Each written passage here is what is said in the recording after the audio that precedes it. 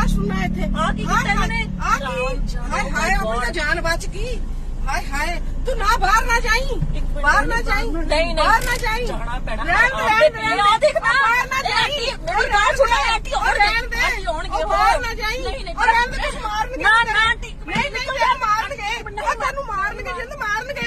ਨਹੀਂ ਮਾਰਨਗੇ ਉਹ ਥੱਲੇ ਆ ਜਾ ਤੂੰ ਆ ਜਾ ਤੂੰ ਆ ਜਾ ਹਾਏ ਹਾਏ ਜਾਨ ਬਚ ਗਈ ਆਪਣੀ ਤਾਂ ਹਾਏ ਹਾਏ ਜਾਨ ਬਚ ਗਈ